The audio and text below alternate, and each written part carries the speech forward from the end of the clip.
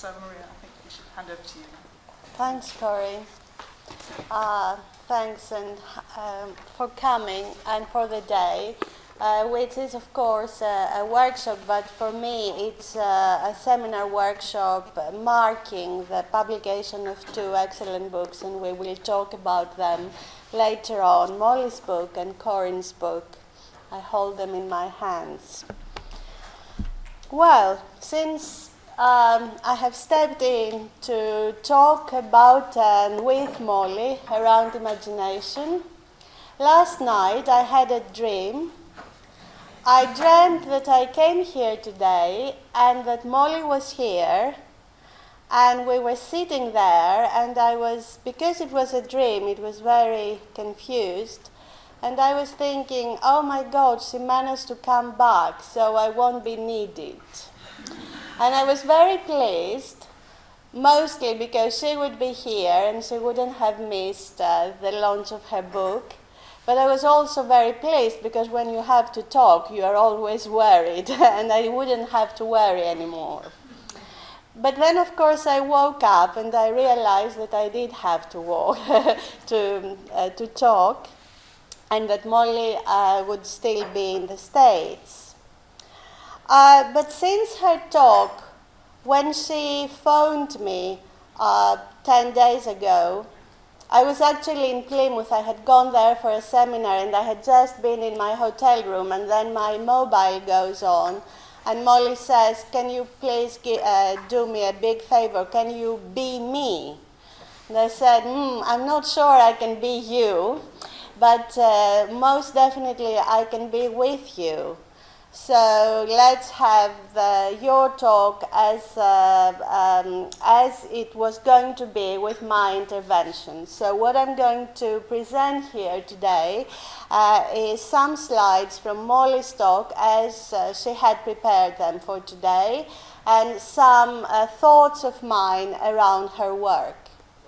And to be able to have Molly with us, I thought the best way to do it would be to read you something from her lovely book, which actually relates to this picture of the cover, a tree and two kids in front of it.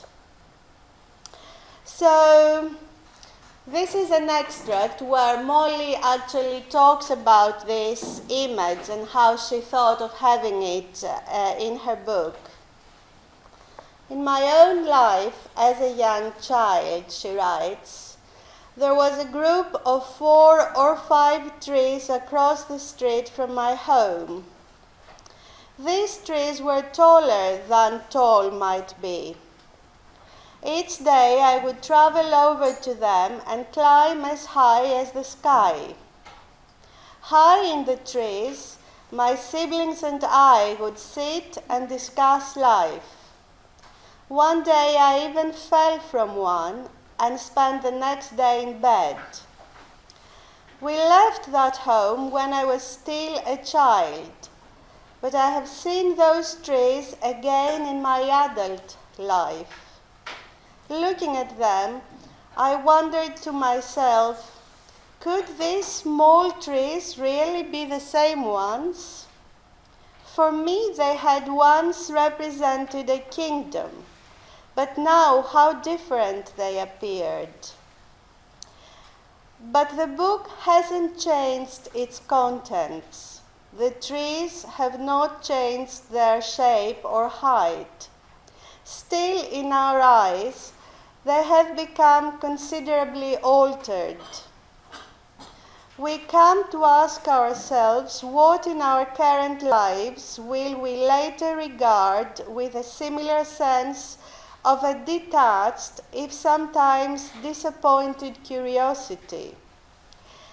In what Ricoeur calls the now that time, the encounter with our past spurs us on to imagine our future, in which we are looking back on the present moment.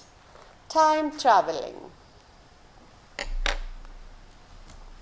So In this very sweet autobiographical extract, which marks the cover of the book, Molly very beautifully brings together the main themes of her work, which is, of course, narrative and imagination, arguing that the two cannot actually be conceived separately. They are always interrelated. But what she also does in this short extract is to bring in memory in the trio. So she doesn't just talk about imagination and narrative, but she also talks about remembering time past, time future, and the now, this very difficult now. And she writes about the imaginary nature of stories, all stories really. Unpacking the layers of meaning in narrative invariably leads to an encounter with the realm of the imagined. Memories and dreams, that which could have happened, might have happened, still might happen.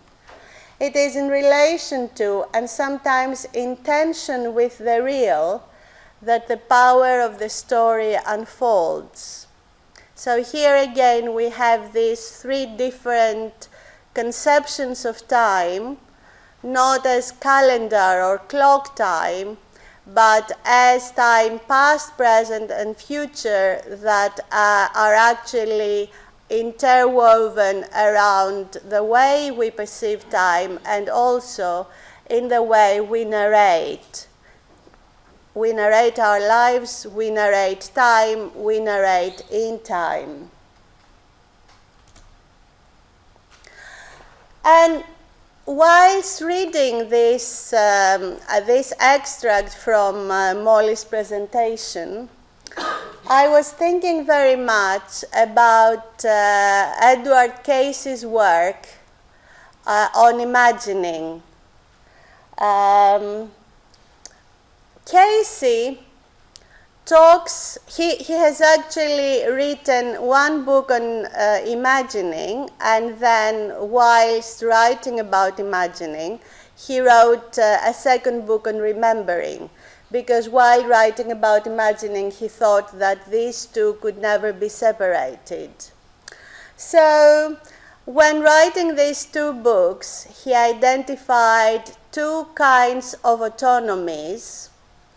He called the autonomy of imagining as a thin autonomy, while the autonomy of remembering as a thick one. And his idea was that when we remember, we are always in the thickness of consciousness and experience, where things are brought together and they are segmented into layers. While when we imagine, we are much freer because we are not so much constrained by the past, by what has happened, but by what should have happened. So, thin autonomy, he writes, refers to the disengaged state into which we enter when we imagine. And I think this disengaged state of imagination creates such a fertile ground for narrative work, amongst others. And this world of imagining, then, is a thin world, a mini world, he writes, an ephemeral world, and this ephemerality precludes any engaged activity comparable to that required in the life world. So we understand why this thin mini world of imagination is so important in inspiring us in making stories, writing stories, narrating stories, because when we do that, we are not so much dependent on the harsh materiality of our everyday lives. So that's how the thickness of an engaged autonomy, which is what happens when we remember, is replaced by the thinness of a disengaged autonomy. And I return to Molly's now, Molly's concepts and ideas in the book, in how she brings together narrative and imagination. As we have already seen from her short extract, but also from her first slide, imagination is very much related to what Molly calls the dynamic nature of the temporal.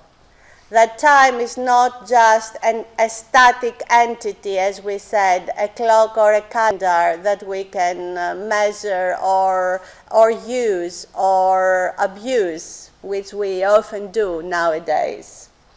Time has a much more dynamic nature, and what this dynamism is about the mediation of the real, the not real, and the not yet real.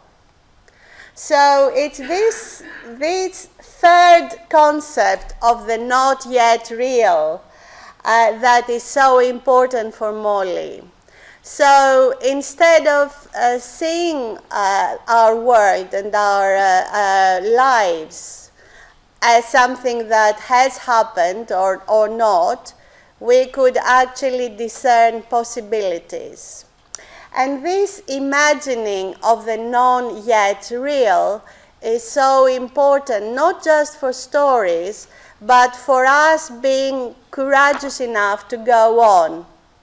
And here I remember very much the idea that Spinoza gives to imagination in his otherwise philosophical thesis on rationality.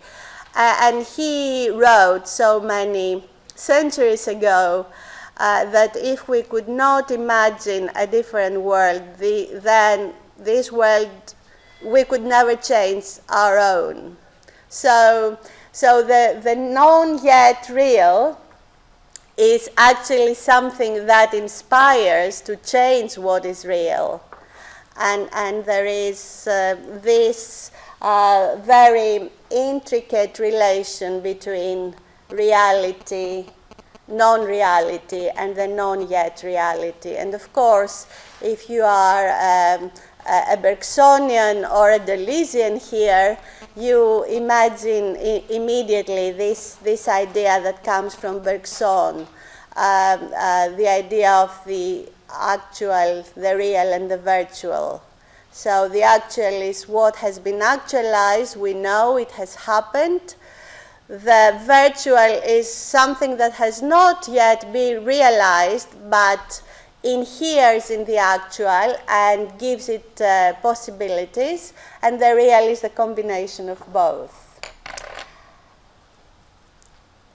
Within this very complex and turbulent dynamism of time, we do not also construct stories about our reality, but we also construct stories and images about the other, Molly argues. And actually, many of the chapters in her book revolve around this idea of how imagination creates this ambiance, this milieu, wherein we can imagine the other. And she raises some very important questions, particularly for researchers. How much do we think we can imagine the other? Particularly when the other is telling us stories that are so different from our own experience, but also sometimes they are so harsh, so difficult to understand or get into them. And of course, as researchers, Molly writes, we also become magicians in our effort to imagine the other, but she's very skeptical about how much we achieve this or not. So these questions that Molly raises around our possibility or not to imagine the other also bring into my own kind of problematization the question of autonomy. When we talk about autonomy in imagination, what exactly do we mean? And this is some thoughts from Casey again. Casey talks about 3 areas that create this feeling of autonomy: causal autonomy, context autonomy, content autonomy, and use independence. And my feeling is that when we try to unpack these different areas that actually support and autonomy in imagination, we find that they are very, very difficult to be actually separated. They are there. They are phenomenological elements of what imagination is about. But that's the real problem with phenomenology, that sometimes you have to bracket the real world and the complexity of the real world so much that there are moments when things just do not seem to work. Well, here comes the role of stories. The stories, when we encounter imagination and phenomena of imagination, have this unique quality, one can say, or power, Molly says, of keeping all these elements together without subsuming one into the other. And of course, we would need more time to have examples of how this happens, but I just wanted to give you an idea of some thoughts that derive from this connection between narrative and imagination. And of course, time is dynamic, Molly writes, but also time is something that passes all the time. So she calls this time traveling. And drawing on Phil Solmon's work, particularly in her chapter in our book, Doing Narrative Research, she thinks with imagination about sequence, what Phil calls the then of stories. And this sequence of stories create this network, Phil Solomon writes, around humanly understandable connection. So what has gone before, what is to follow, and what is happening now belong together. And this is how time travels, always with a luggage of the past and future. And Molly goes on to expand more on this idea of the real, the not real, and the not yet real by thinking with 2 philosophers who have very famously written about imagination. And they are, of course, Jean-Paul Sartre. Our freedom to act in the world is a function of our ability to perceive things not only as they are, but as they are not. And Hume, of course, nothing we imagine is absolutely impossible. Molly has chosen these two philosophers to think with about imagination. But of course, imagination is a theme that has inspired so many philosophers, from Plato to our own days. And of course, if I were to add my own philosopher in this line, that would be, surprise enough, Aristotle, and his idea about imagination, that we are free to imagine whatever we wish. This kind of dynamic force of imagination.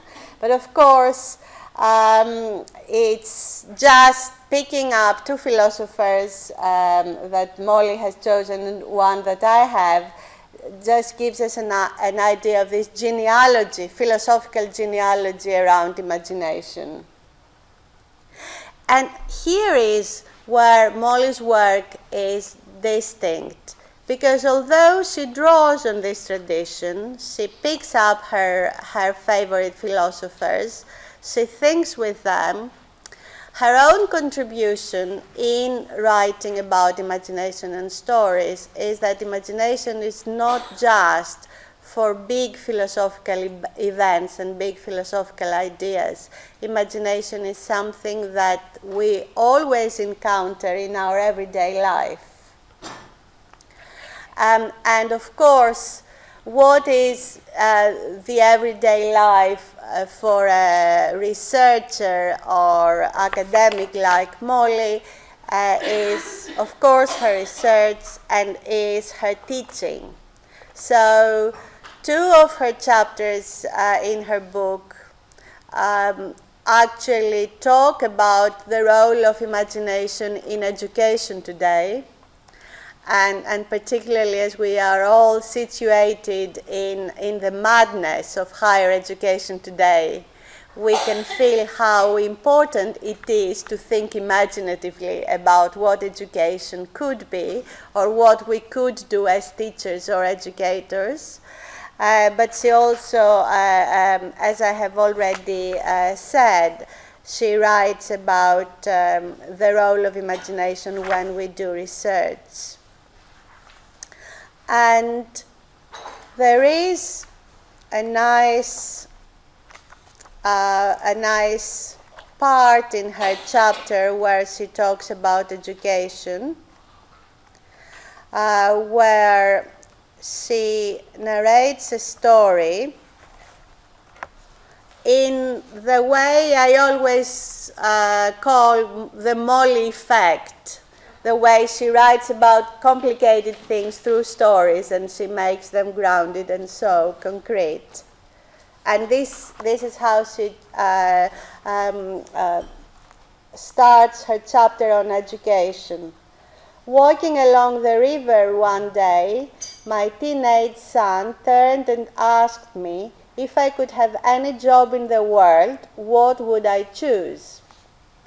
He is someone who always stretches the limits of the possible, and as such, my response did not need to be restricted to any particular historical period.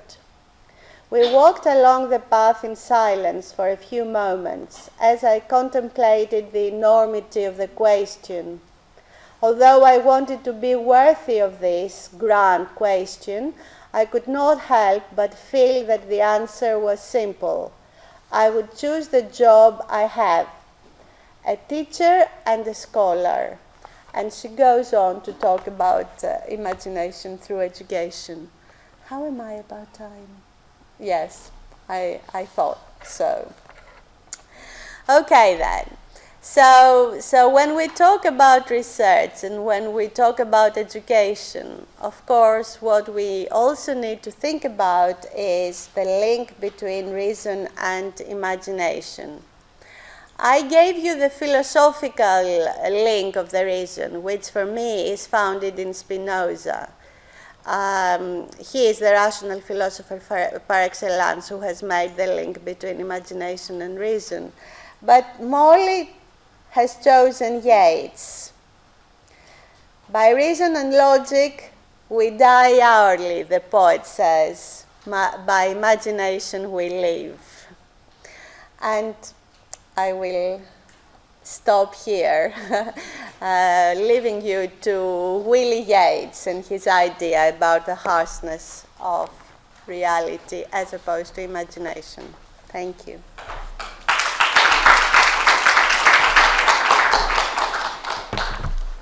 And I'm delighted to be here. It's a really nice invitation, but also imagine me as a stand-in, because I'm standing in for Neera Yuval-Davis, who could have come on one of the strike days that we cancelled this.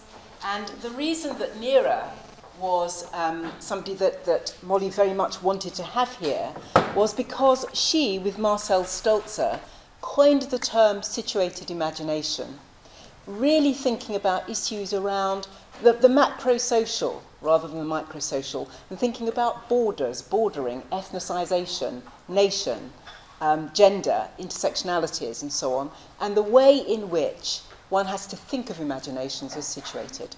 I'm not going to give any talk that would be Neera's, but just simply wanted to remember why, in the original framing of this event, it was Neera who Molly thought would be a really good person to have.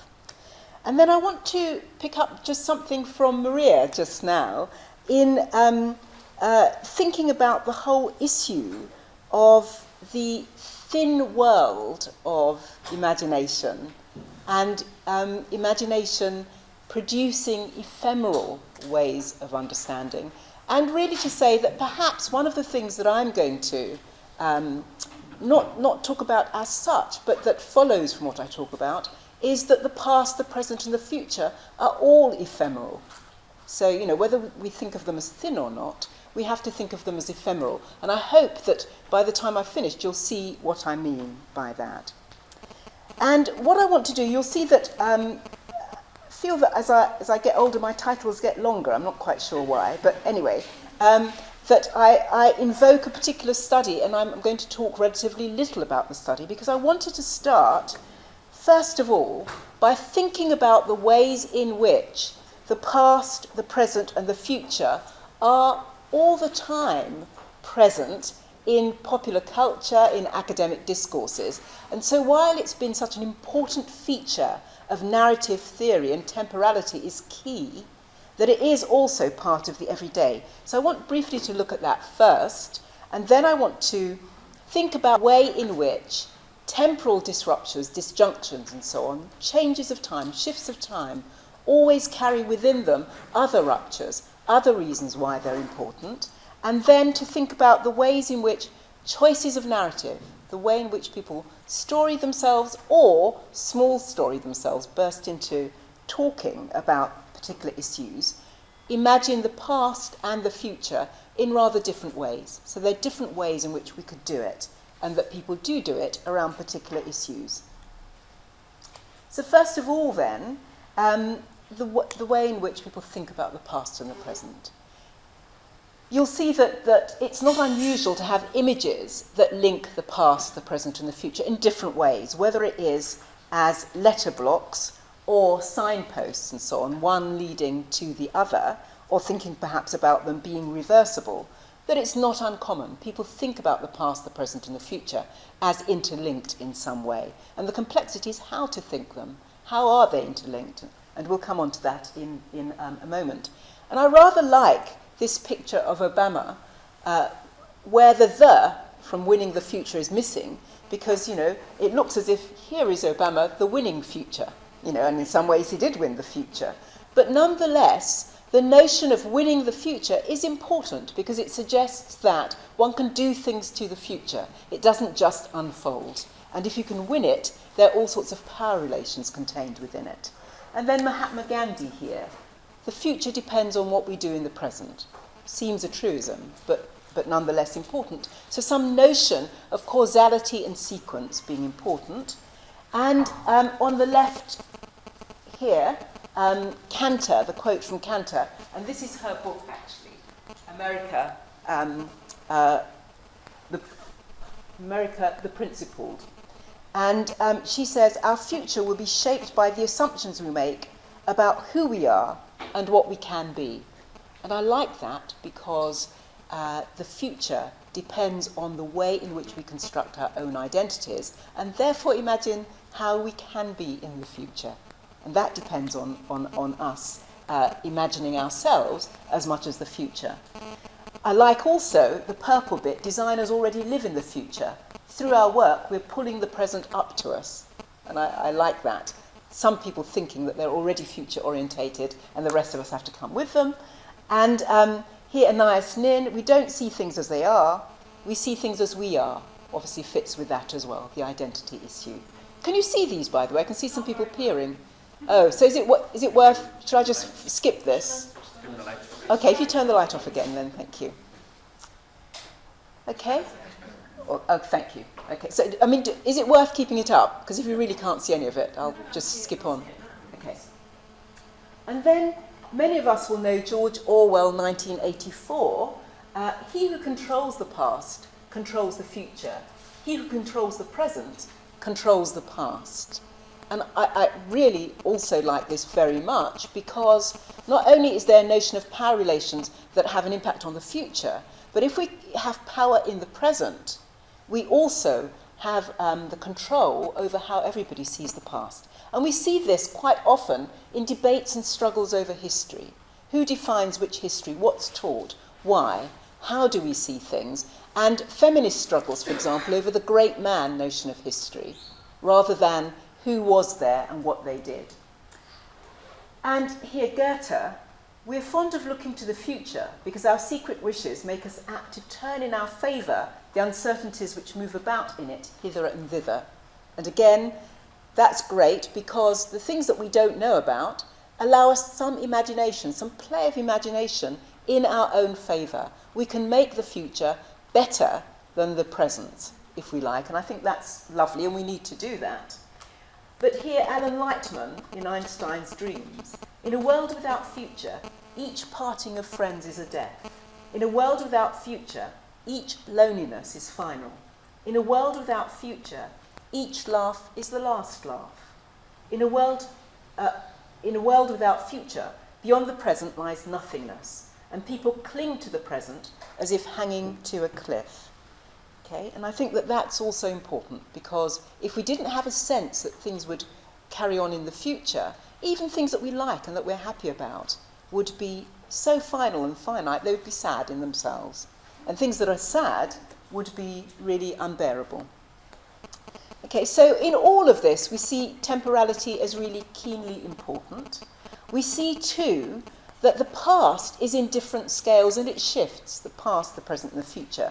What was the future becomes the present and the past, and you know, so that things don't stay the same, but also that there are different scales for future and past and present and so on. And the future and the past are all amenable to change. They're constructed, they're led, there are power relations in them, and that they're one, therefore. They're not just happening, but that people wage war over how to think about the past and the future. And it depends on positionality, how we're positioned, how we position the other, as Maria made quite clear, but also reflexivity and structural constraints, the structural frames within which we live. So there's a historiography of winners, I would argue. It's them who tell their story rather than those who've lost in the past. And narrative imagination, I think that's been very nicely introduced by Maria in conversation with Molly, so I won't say any more about that. And I wanted to point out through some of the things in the last slide that the concerns with the past and the future are interdisciplinary. It's not just social science where people are concerned with it at all, and certainly not just narrative. And overall, all our personal visions are important, which matters for when we come to do research. Okay? And here, Elizabeth Loftus, who those of you who are psychologists will have heard of her, but nobody else, she does a great deal on people's remembering and on if you like, the fallibility of memory processes. So she studies memory. That's her thing. And she says here in her TED lecture, which is Technology, Entertainment, Design, many people believe that memory works like a recording device. But decades of research has shown that's not the case. Memory is constructed and reconstructed. It's more like a Wikipedia page. You can go change it, but so can other people. Okay? And I think that's rather nice, because cognitive psychologists used to really treat memory as if it was either a recording device or something akin to that. And now I think they've come much more in line with narrative theorists in recognising that it's a constructive process. And part of, sort of Elizabeth Loftus sometimes gets death threats because this matters. It matters in debates around child abuse, for example. And when she does experiments that show that you can make people believe things that could not possibly have happened. So some of her famous experiments are to do with, for example, getting people to say how, when shown a particular cartoon figure, how they do remember sitting cosily with their mothers in the 1950s, watching this and drinking their cocoa and so on and so forth. And then when you tell them that actually it's impossible because this was not devised until the 1970s, they're very cross. But then so too are people who are engaged in debates around false memory. So this is not just something that's easy, but something that's contentious. Okay, and here's Shakhtar. And I wanted to show the interdisciplinarity. So here, somebody who's a neuroscientist writing about aging. Recent research has demonstrated commonalities between remembering past events and imagining future events. Behavioural studies have revealed that remembering the past and imagining the future depend on shared cognitive processes, whereas neuropsychological and neuroimaging studies have shown that many of the same brain regions are involved in both remembering the past and imagining the future, so that they're not as distinct as we thought they were. Okay, and here's Molly. That memory, bringing forward experiences of the past into the present, is a cornerstone of identity, is clear. Without recollection, it is difficult to have a sense of who we are in the present, much less to configure a future for ourselves. We are forever revisiting our pasts in light of changing circumstances of the present, and in so doing, our vision for the future is reconstituted. And that's on page 3 of her new book. So you can see that there's a consistency here between neuropsychological work, neuroimaging work, cognitive psychology, and also thinking about narratives too. So thinking about then the second part of what I wanted to say around temporal disjunctions. How am I doing for time?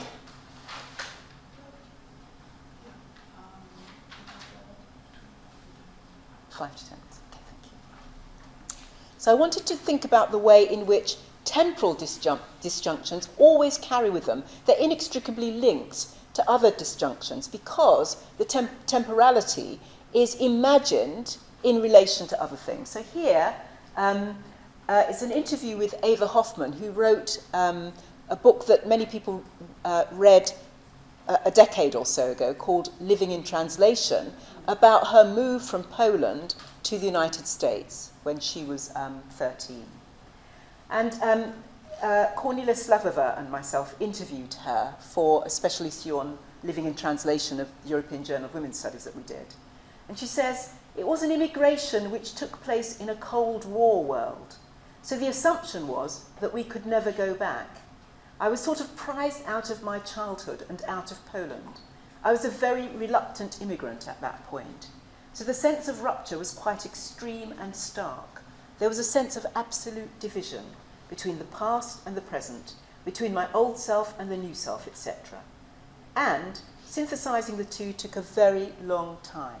It was a kind of labour to try to put it all together.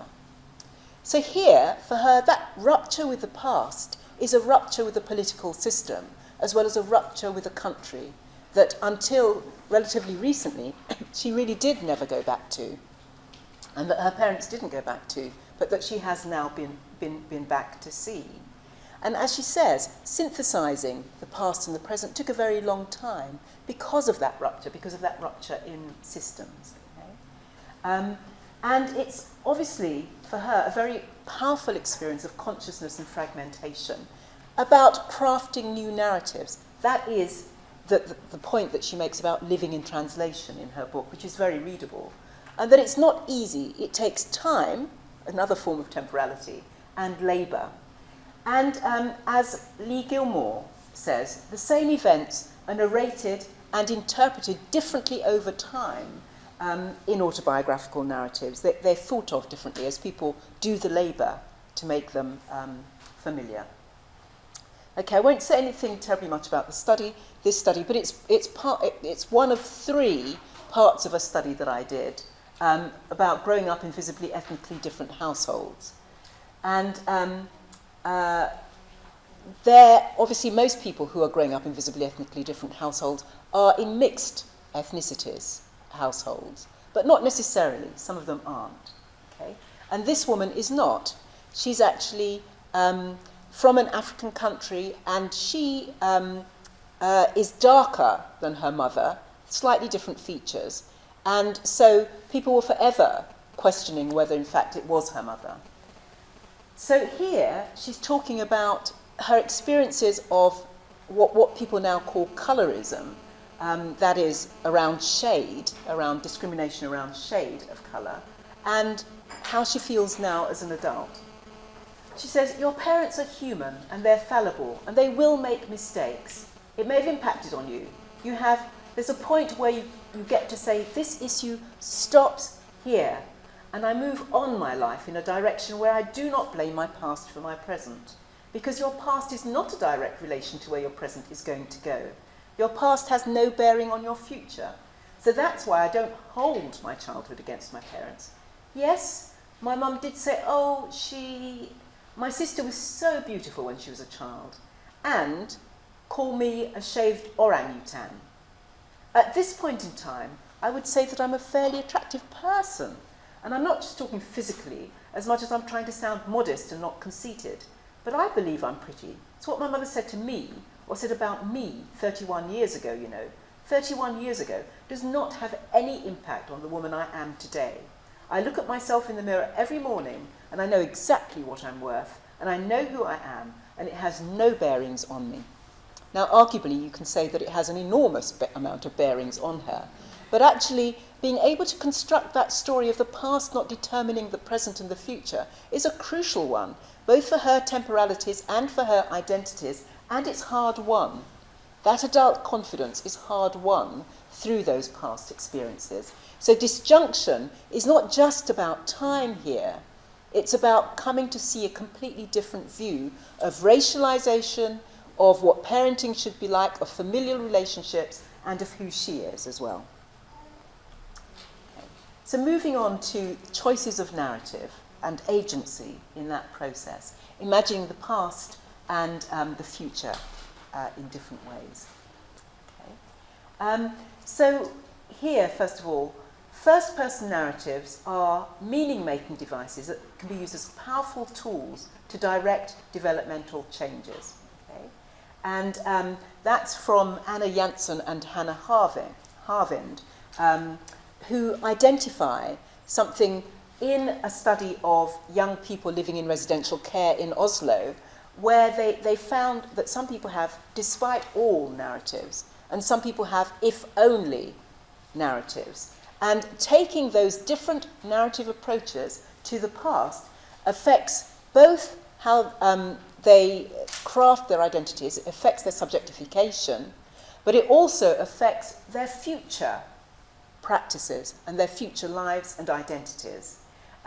So that it really matters. What people select from their experiences, they say, how they configure them contributes to how they understand both themselves and their identities and their futures. So we're all, as these young people were doing, negotiating our imagined pasts and our imagined futures, and hence our identities as well. Okay, and here, all of the participants articulated the family business as a story of their whole lifetime, not just one stage of it. The narratives, however, all go beyond one lifetime.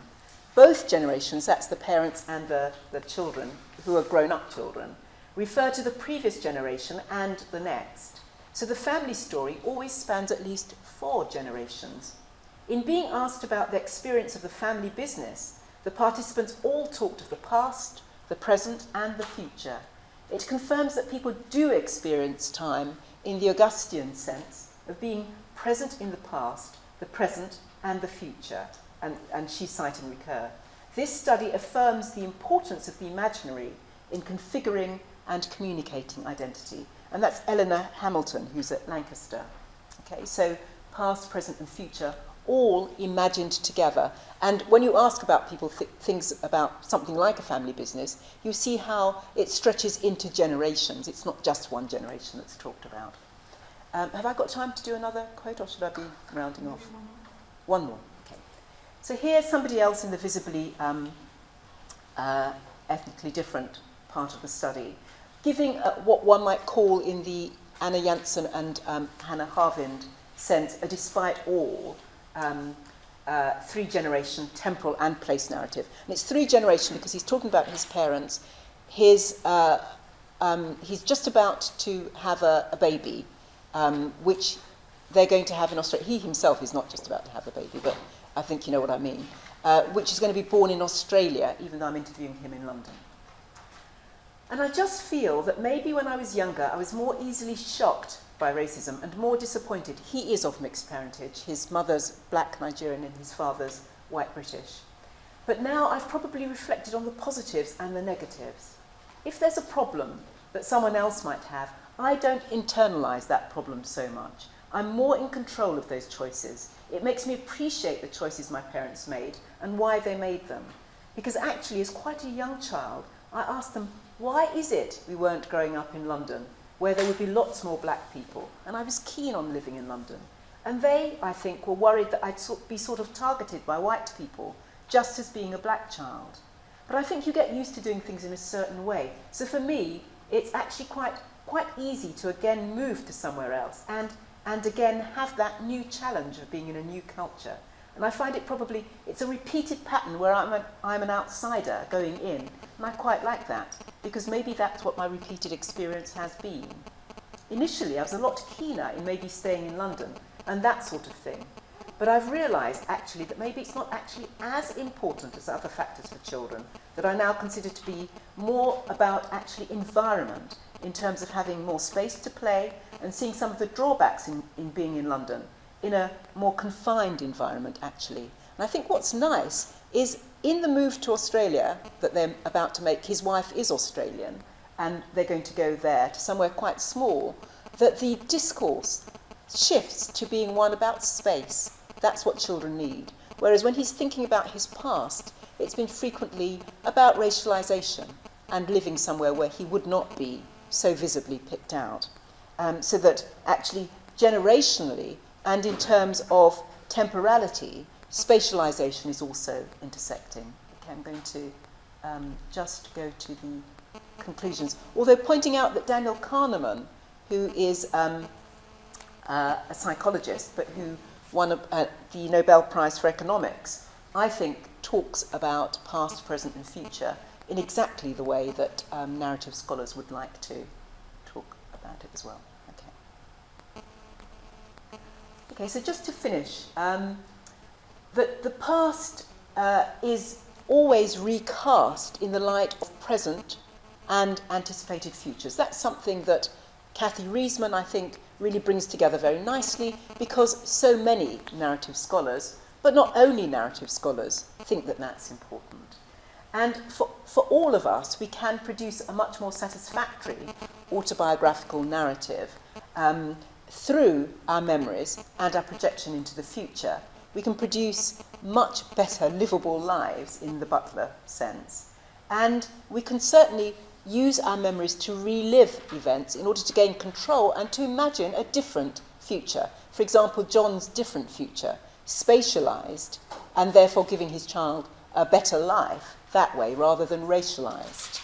Although, of course, the two things are not so easily separable. And I think I won't bother to go through all of that. I'll stop since I've outlasted my time. Okay, thank you. I mean, this was just to give a flavour. It wasn't meant to be a comprehensive run through everything. And here are the two books we're celebrating, which I think are fantastic. Okay.